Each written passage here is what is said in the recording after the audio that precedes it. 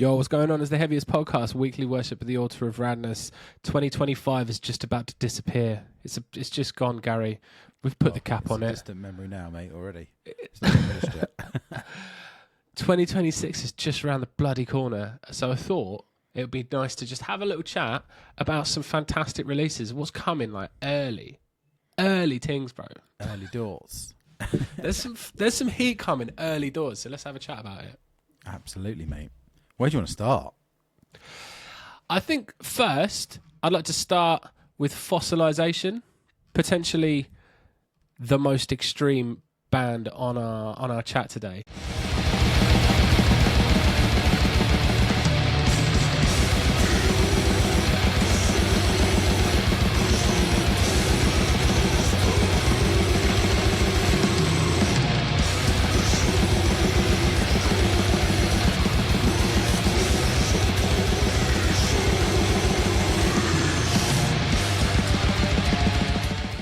Fossilization are a death doom band from Brazil. They're a two-piece, and they've got a new album called Advent of Wounds coming out on 13th of February via Everlasting Spew. They've been around since 2020.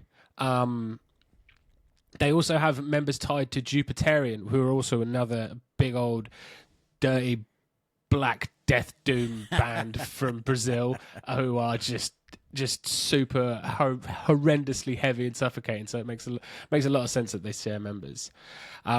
They dropped a single on December 8th called Cremation of Seraph, and it's pretty disgusting, Gary. This track is absolutely wild, man. It's like putting your head into like a bucket of tar and then just trying to blow out your nose at the same time. It's ridiculous how suffocating this thing is. I believe the band are working with a new drummer, and I think from what I gather, they're like kind of gearing their sound towards him a bit more. He's a very fast, very technical drummer, and they've kind of honed the songwriting in to suit that a bit more. Because you could describe him as a death doom band, but this shit is fast. This is like wild, furious track. There's moments like there's a bit where it kind of breaks into sounding almost like LLNN at some point, which is a really interesting section of the track. But like for the most part, it's just constant double stroke blast beats the whole time, and it's just completely savage. Yeah, this band, they've been on an interesting transformation like over the last few releases. Like I've been into them since their EP, and then the last record they put out sort of did change the direction slightly. It was always, very much this sort of dour, extreme death doom vibe, but they definitely upped the pace a little bit on that last record. So yeah. It is interesting to hear this track just come out and be an absolute ravenous beast. Like it's certainly like just an exciting thing to look out for, man. I'm stoked to get that album in our inbox. Yeah, this is going to be a wild one. This is going to be like trying to listen to a tornado. This record, I feel like it's really going to just whiz around your brain, and it's going to flip it in upside down inside your head. You know what I mean? Like your thoughts will be back to front. It's going to really mess with you. I think. I think the vocalist of this band sounds like he could be the Incredible Hulk potentially. Like he sounds like an absolute unit. Yeah.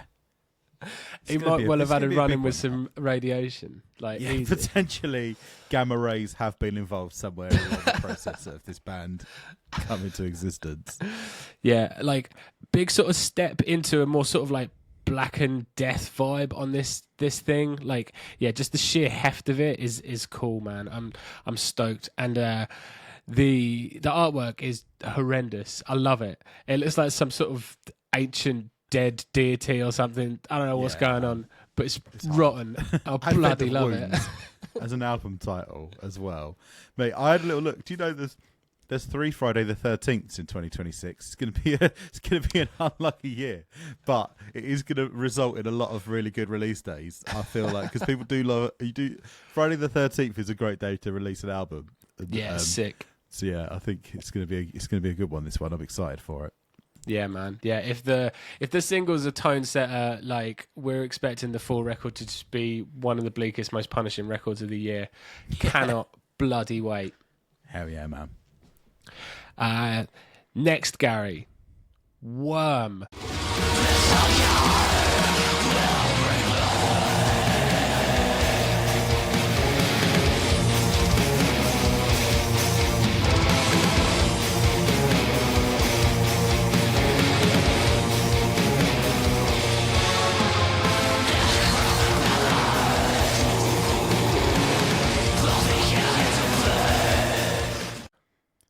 Oh yes, Worm. Mate. So almost in similar fashion, Worm were knocking about in a more straight up Death Doom environment. this is an back interesting on, one, isn't it? yeah, like back on Evergloom, I think it was called. And then Foreverglades. What the hell am I talking they're from about? Miami, so it makes sense that I've always thought Foreverglades is one of the best pun album titles I've ever heard. But yeah, the guys had like a really big goth up, not quite a glow up, more a goth up, hasn't he? And they've changed their style. They're now calling themselves Necromantic Black Doom, and I believe it is still essentially a solo project, but it's also he has a full band with him now. He's not just one guy doing everything. He has a band that he works with, which I assume is related to being able to like play shows and stuff. Yeah. I think the sound's been on this sort of transformation since that split with Dream Unending. Yeah. You sort of heard the startings of it there, like definitely like an uptake in a more black metal approach. And then this thing, man. I mean, there's 2 singles so far, Black Heart and then the title track, Necropalace. Oh, I didn't even say what the album's called. The album is going to be called Necropalace. It's out on the 13th of February. Another one. Friday the By 13th one. Century Media. That's going to be a strong ass Friday the 13th, dude. This is also one of those. It's a band who are making that jump up. They're going from being on $20 spin to now coming out through Century Media. And I think you can really tell. You can tell that the production value, the effort, the kind of the style, everything has been like at least doubled, maybe more. Everything's been like ramped up, and there's really. It feels like the guy's kind of gone from like, I write some music to kind of living in this whole experience and really just making it every millimeter of his personality. Yeah, dude, it's like everything down to all the marketing, all like the promo pics, like just the vibes of it in general, like this whole like switch over to this like sort of like the Necromantic Black Doom is a fantastic way to say it. It's sort of this more romantic, like fantasy inspired black metal. Proper vampire, very vampiric. Oh, definitely. There's loads of crushed velvet, load of goblets, like corpse paint and velvety shirts with big collars. Like I was watching, if you watch the video for Necropalace, it does give me Meatloaf vibes, and it doesn't sound like Meatloaf, but the video does give you "I will do anything for love, but I won't do that" vibes. And I'm really here for it. This, I just want to say, right, as a couple of dudes who are absolutely losing their shit over Lamp of Murmur a few weeks back, like this is really just hitting the spot. And I've gone from like when Worm were like doing Foreverglades, great album title, but never really done much for me. But I am so incredibly psyched about this album, and I feel like this is going to be one of those albums that is going to come out in February and people are going to be talking about it all year. I mean he's released 2 singles, but it's about 20 minutes of the album, so it's quite a sizable chunk of the album that we've heard already, and I feel like this is going to be a big one. This is going to make waves. And even though we've heard like 20 minutes of the record, we've got 2 songs that are really well chosen. They are quite different. Black Heart sort of has this, a more like, that's more the sort of the gothic angle, the more crushed velvet vibes. And then Necropalace is kind of, it's cool that it's the title track, because it does reinforce that now we're still about being like properly hard, because it's an absolute belter. It's really nasty. Yeah, it's like a 9-minute song. The other one's like a 7-minute song. Yeah. And between Hilarious those singles. between the two tracks, you've heard like a lot of what's going on. But because the way the band is presenting themselves on this new record, I really feel like there could still be some surprises in the Honestly, sound, like yeah, what's coming through. Like, absolutely. wouldn't put anything past them. Absolutely. It Like, really you think feels like about they're the coming. singles, like the difference in the two singles is massive. And like there's a moment towards the end of Blackheart when it's like the guitar has this sort of like really like deep chorus effect on it.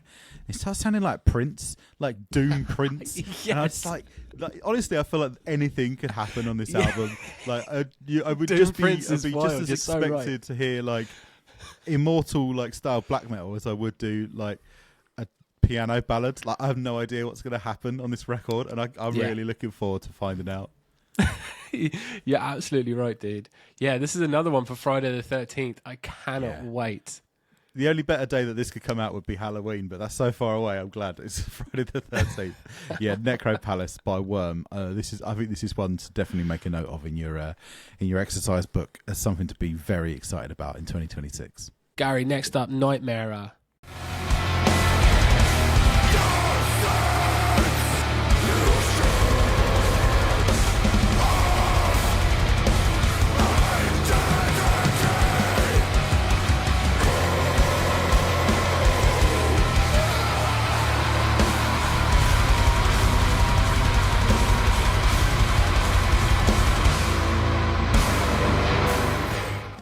They've got a new EP coming out called Hell Interface on January 30 via Total Dissonant Worship.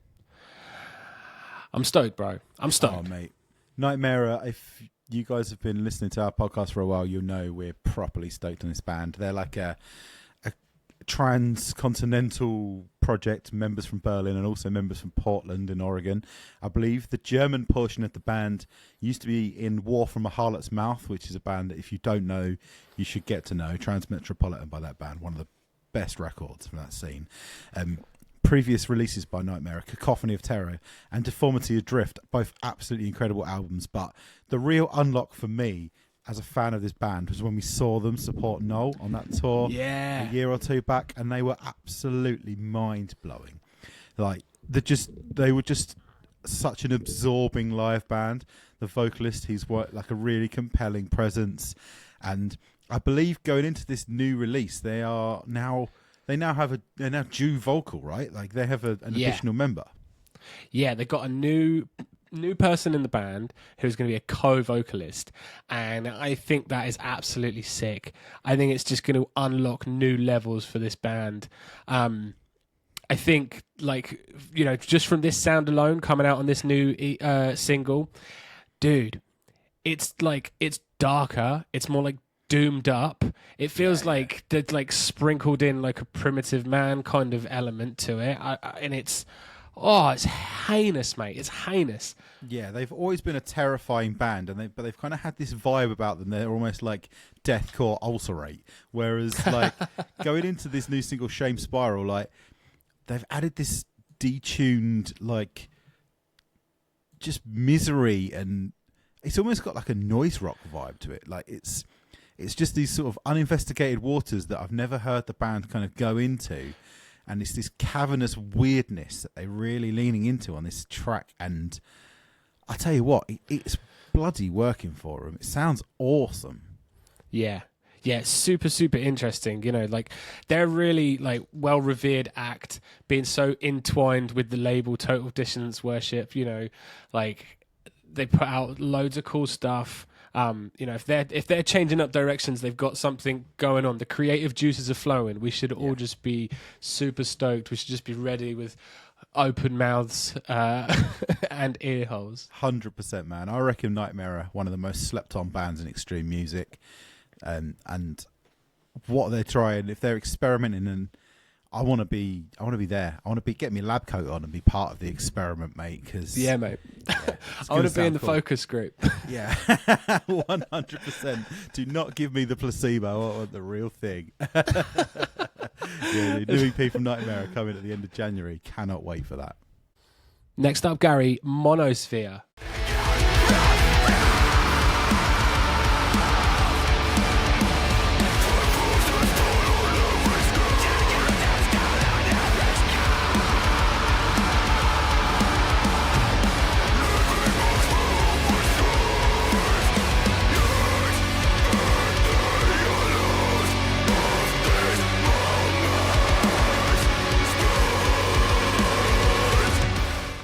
Yeah, dude. Monosphere. We've talked about them on the show before. They are awesome. They're a 4-piece technical metalcore band from Germany.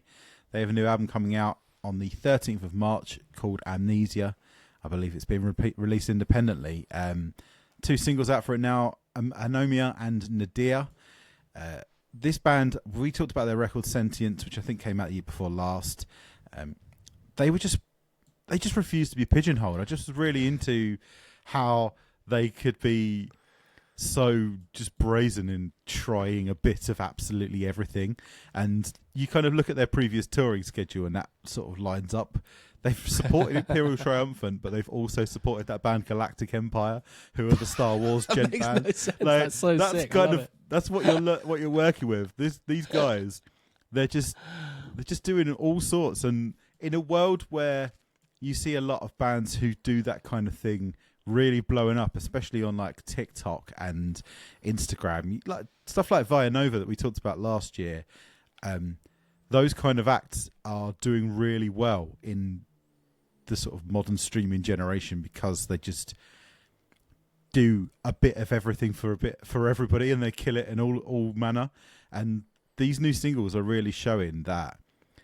I think they're perfectly poised to be part of the sort of modern metalcore zeitgeist. Like, I really think there should be some proper good hype behind Monosphere. I think they're very underrated in this scene. The singles 100%. are sounding really, really cool. Yeah, 100%. They are massively, massively underrated band. Like, they are knocking around in the modern metalcore space, but they're not. It's more chops and less cheese than a lot of bands that would be in their stratosphere. Bad Omens, are we? We're talking like Nah. these guys. They'll veer into black metal. They've got no qualms veering into black metal, but then also they'll smash out a massive chorus. Like they'll do it all. They've got no issues with it. Yeah.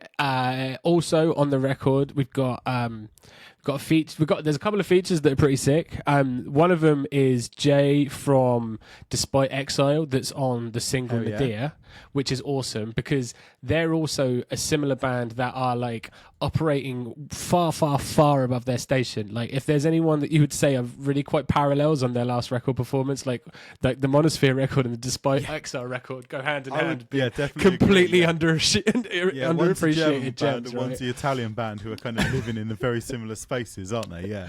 Yeah, and then also Mark from Kardashev's going to be on one of the tracks, which is real? sick. Wow. Which, you know, like that's sick. Like these guys they know what's up, man. Like they know what they're doing. They're getting cool ass homies out to do stuff. The track with the Despite Exile vocalist is one of the singles, right? And there's a bit in one of the breakdown parts where he just kind of goes and it's absolutely wicked. It's a vocal tick that I've never heard anybody do before, like sort of straining to stop yourself from screaming. It works really cool. It sounds wicked.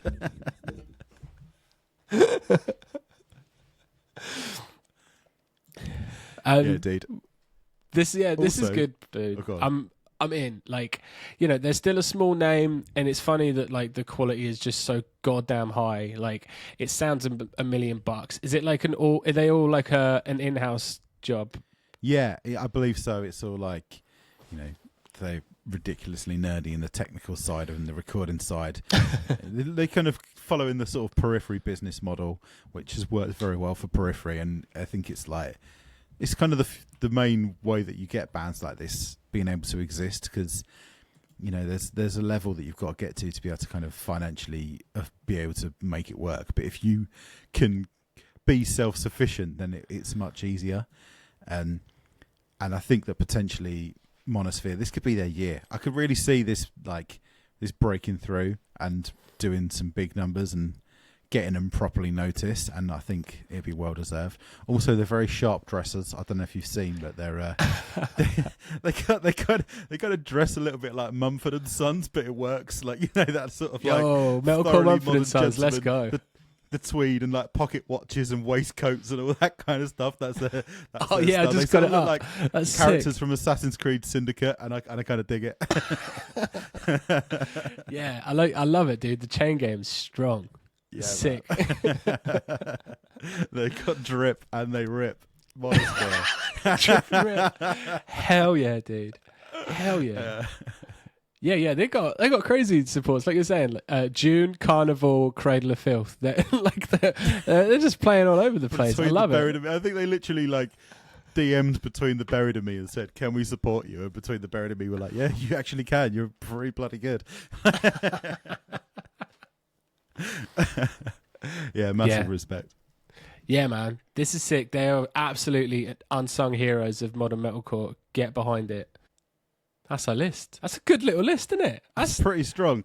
I mean, obviously there's some strong. like, you know, there's like Converge and, you know, there's some pretty massive records that we know that are coming out, but we thought we'd focus on stuff you might not know about. That's kind of the whole point, right? We're helping you discover stuff that you bands you wouldn't necessarily come across unless you tuned into the Heavyist. Yeah, looking to just unlock hype. There's no point getting excited about something you know it's coming. You're like, yeah, there'll probably be a new Star Wars at some point. It's lazy. Won't there? Yeah. You can't just say that. You can't say, oh yeah. You know. Oh, you know what I'm excited for? June Part 3. Yeah, nice one, mate. Hot take.